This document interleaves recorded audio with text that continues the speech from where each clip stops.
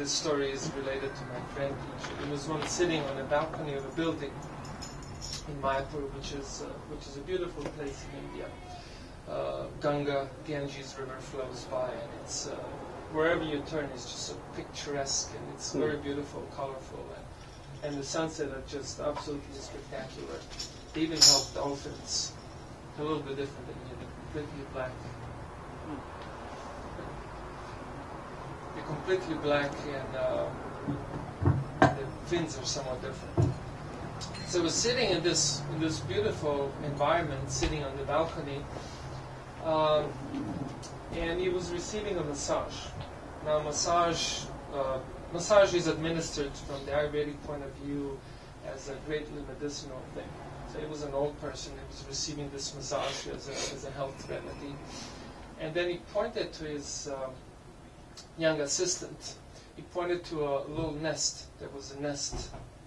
Actually, it wasn't even formed yet. They just started to form a nest. 2 birds, probably a couple. And these cute little birdies would take off, bring back some pieces of straw and stuff, rejected stuff. I was watching in Japan somewhere, crows collecting coat hangers, building nests out of those. Creating disturbance to the humans who created disturbance to the crows. But it's a whole other story. Let's go back to our 2 lovebirds here. So they would take off and bring back all these little things, and they would shove it into this corner, trying to make a little nest. And then Srila Prabhupada, the teacher, told the assistant, please push some paper in there. Force some paper into the hole where they were trying to build the nest, so they don't do it. Because, why? Because he would write his books early in the morning, and then the birds would come and chirp really loud, so he couldn't concentrate. So before they build the nest, please shove some paper there so they don't, endeavor for nothing. Let them go build somewhere else. So the assistant ripped some paper out of his notebook, formed a little ball. He shoved the paper into the hole. And then the birds came and they looked at it, and they started pulling it out. And actually one bird was pulling out, and we couldn't do it. And then the other bird joined it, and they 2 together managed to pull the paper out. So the assistant later on noticed what was happening. So he shoved some more paper. This time he shoved more paper in there, so it was more tightly compound in there, more difficult to pull out. So the birds came, and one bird tried to pull, and then the other bird, together they tried to pull, and they were unsuccessful.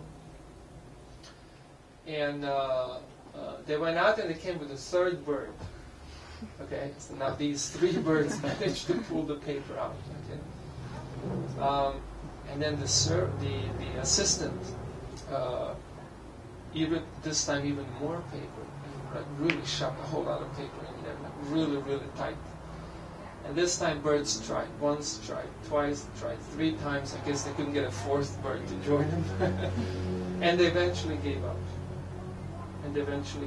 Now at this point, my grand teacher turned towards his assistant, who happened also to be one of his disciples. And he told him, just see. 2 of us were seeing. But the 2 birds, although there is cognition, there is no recognition. In other words, they're seeing, but they're not seeing. That's in Sanskrit, it's called Pashyan api na pashyati. Those seeing, not really seeing. In other words, there's cognition, but there's no recognition. Recognition of what? The birds are seeing the 2 guys. And the birds might even seen them shove the paper in there. But still, they do not connect the dots. In other words, what was happening there were 2 things. There was the immediate cause of the bird's problems, and there was the remote cause of the bird's problems. So the immediate cause of their problems The immediate issue was the paper. And the remote issue was the teacher. You know, the one who had the paper shoved into the hole. So similarly, throughout our lives, we often have cognition but no recognition. We will recognize the immediate cause of an issue, but we will not recognize the remote cause.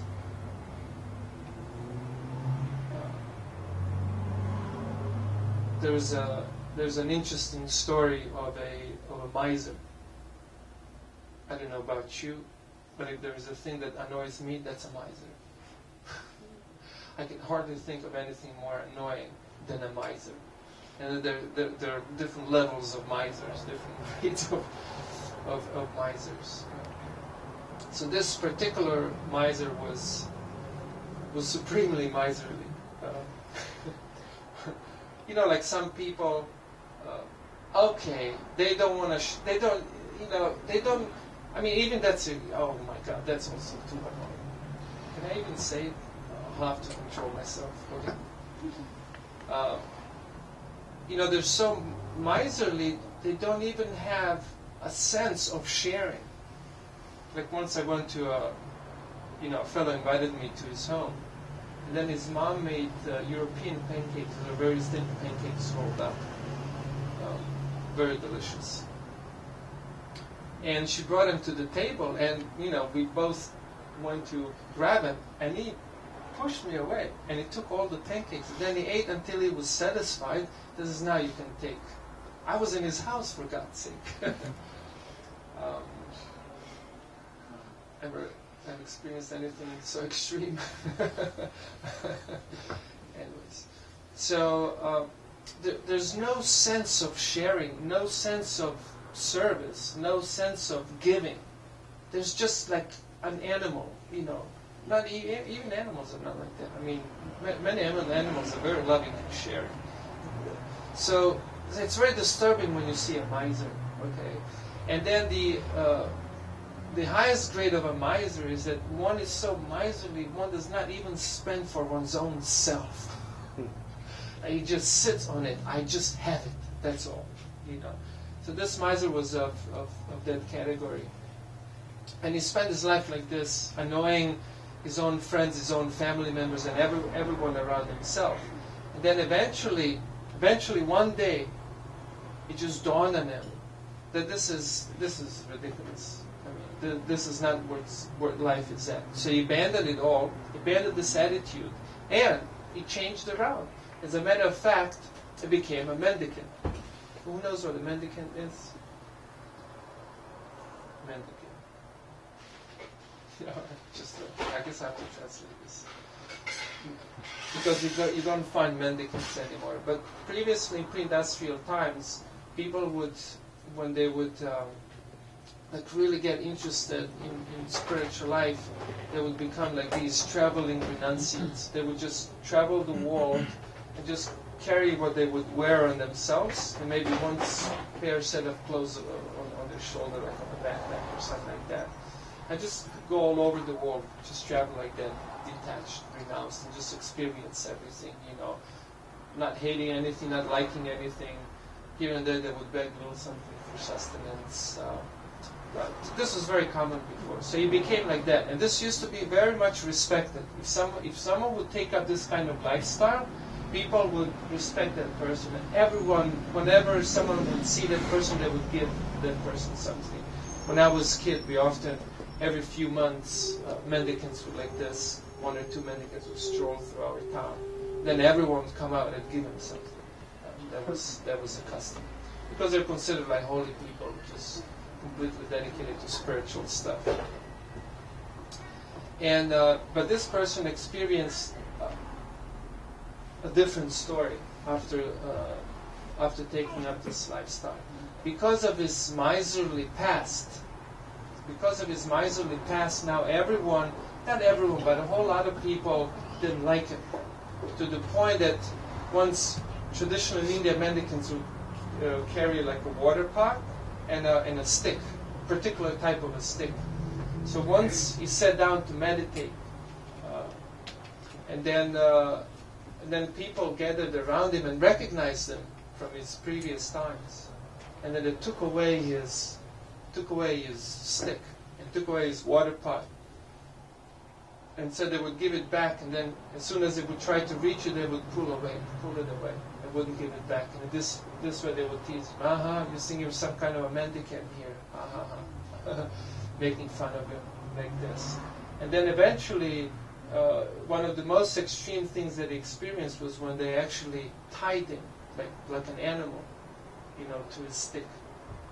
Just to humiliate him. They were just so upset with him from before. Tied him to this stick like an animal, carried him around and threw him away. And the thing is that this person, not for a moment did he think that these people are the cause of my anxiety or the cause of my suffering. He thought of them as the immediate cause, but the remote cause, he thought of something else. So if you think, often in our lives, someone may give us a hard time. Someone may, or a situation might be such that it's giving us pain. That situation, that person, may as well be just the immediate cause of our suffering or anxiety or discomfort.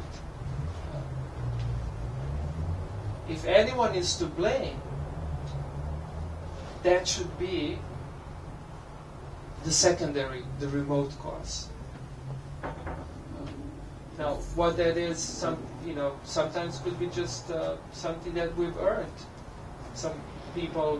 Sometimes people say, I don't believe in the law of karma, but if you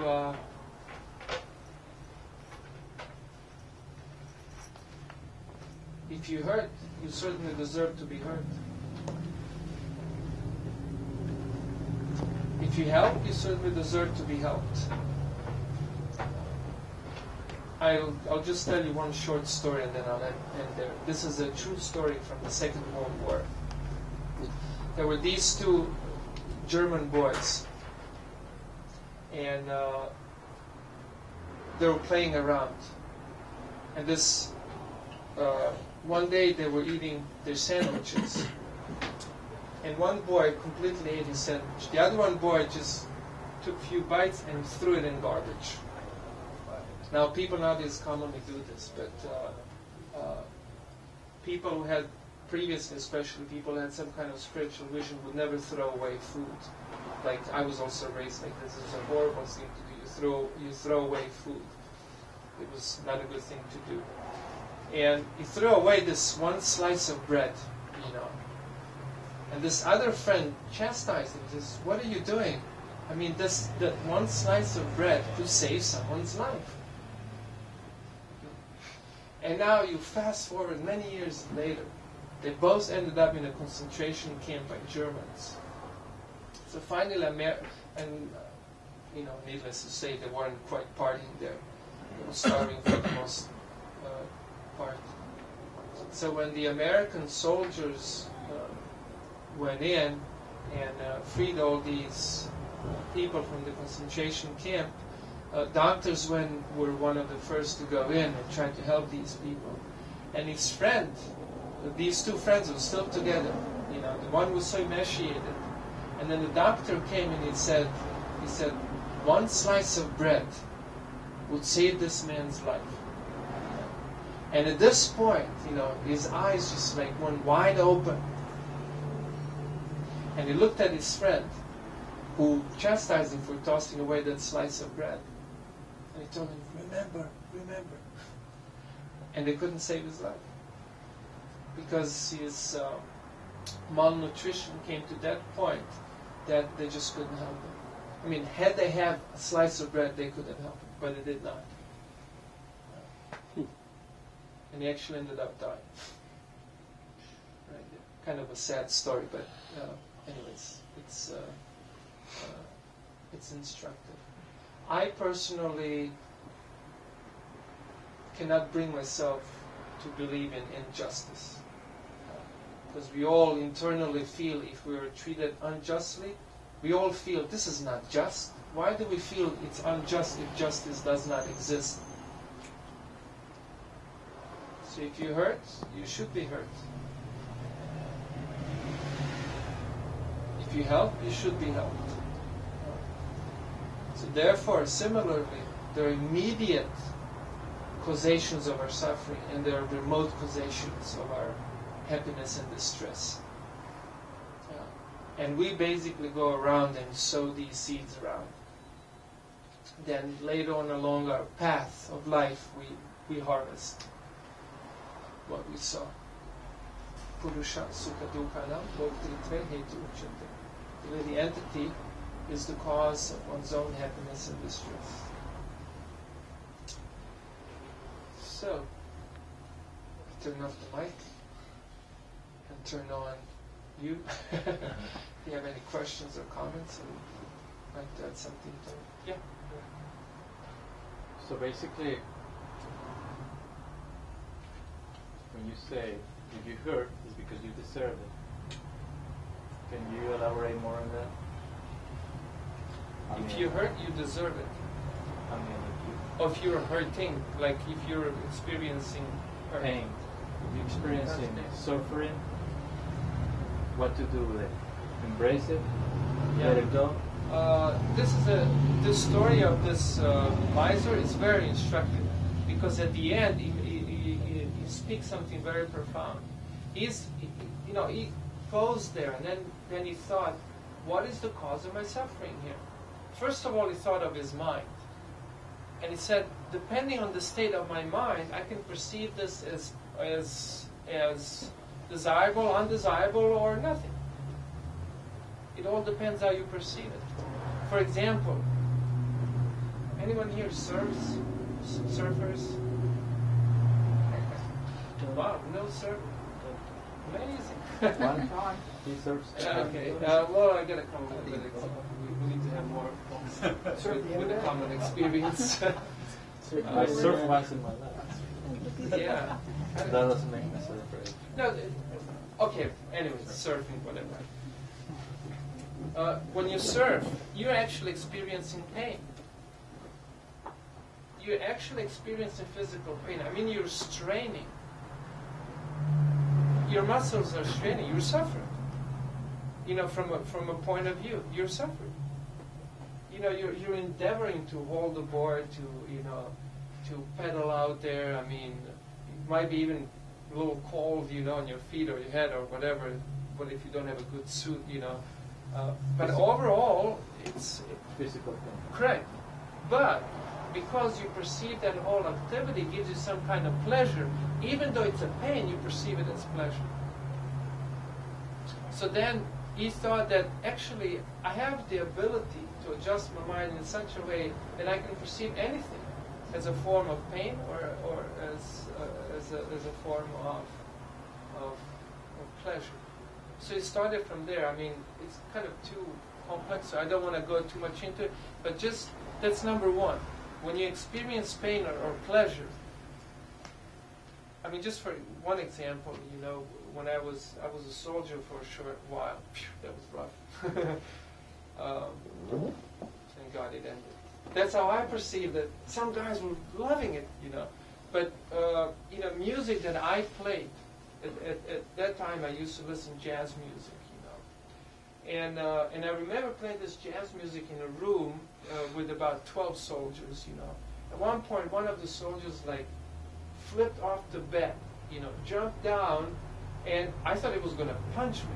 And then he went down on his knees and begged me, please turn it off, it hurts me. Same music, I was just rejoicing what, fine piece of music, and he was hurting like hell. And because he made such a humble plea, I was like, oh, sure, no problem. I didn't mean to disturb, I turned it off. And then he put on some cheesy pop music that he enjoyed very much, and my mind was just reeling how dumb the music was, one of those 2-3 simple notes meant to just with cheesy lyrics, you know. Oh, you and me eternally.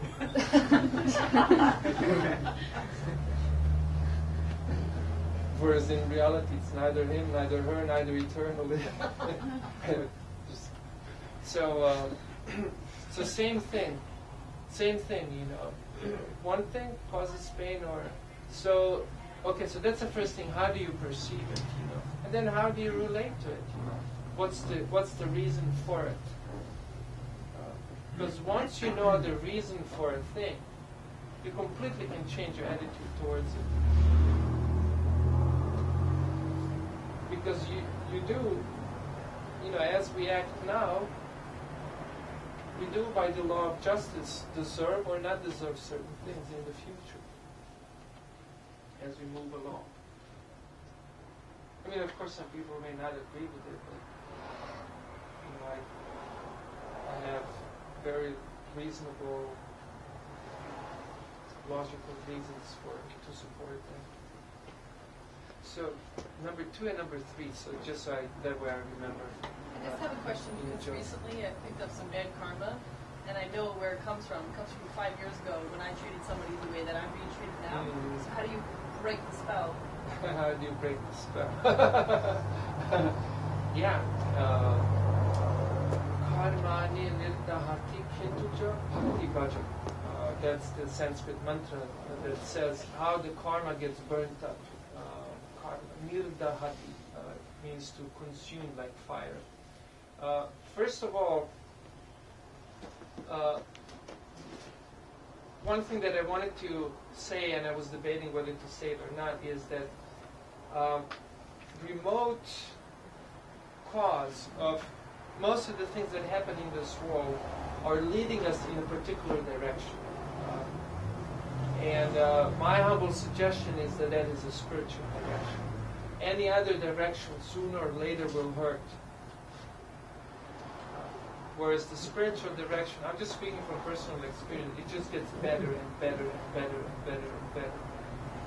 I mean, I've been a monk, which means I've been very serious about what I do for closely 20 years, plus some years before that. And initially I had this fear that it would contract, but it never did. It just gets better and better and more. It truly becomes awesome. So to me, that's clearly a remote message to me as, that's the direction in which you should go. Whereas when you turn some other way, you keep running into walls and thorns and, maybe when you're a young teenager, you're sort of naive about life, and you just want to bend, whatever your emotional state is, you just want to bend, Once you're out of teenage, you start to think about your life.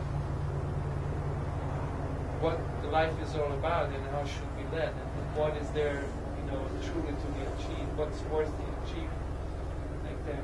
And so this mantra, unwinding in the means that one,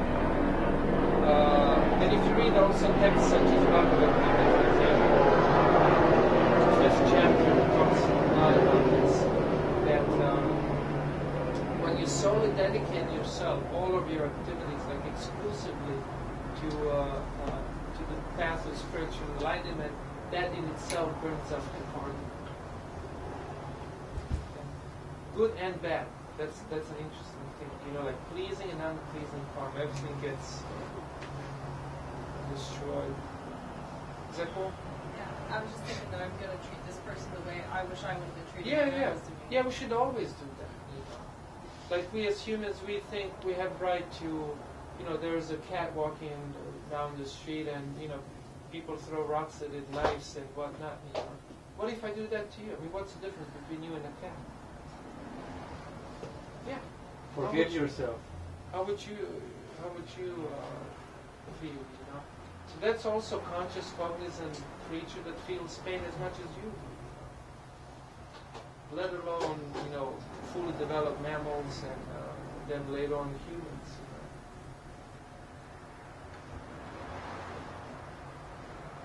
Did you want to say something? Yeah, I was just going to ask about the law. Is there a law of grace in any of this?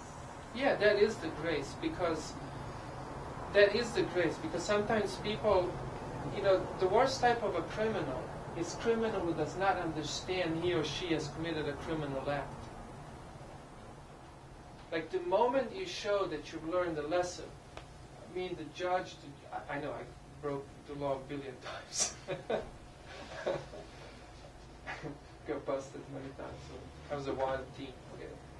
So, the moment I showed, every time, even with my parents and, whenever I did something wrong, the moment I showed that I was remorseful, that I understood that I did wrong, they all immediately, everyone softens right away. Otherwise, what's the point of so-called grace?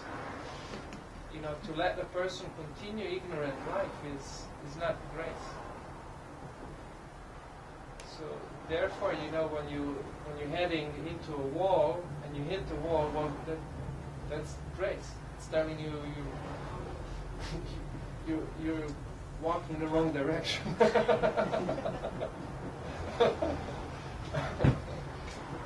So it's all grace. Yeah, exactly. People learn by several ways, Some people learn by hearing, and some by seeing, and some by experiencing. Most intelligent people learn by hearing.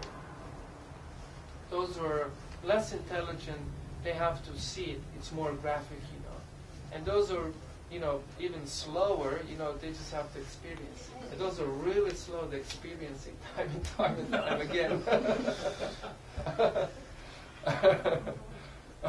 Serious stuff that we're putting in the light edition. I'm with you on that one. Yeah. I mean, we all done it. That's what we're laughing.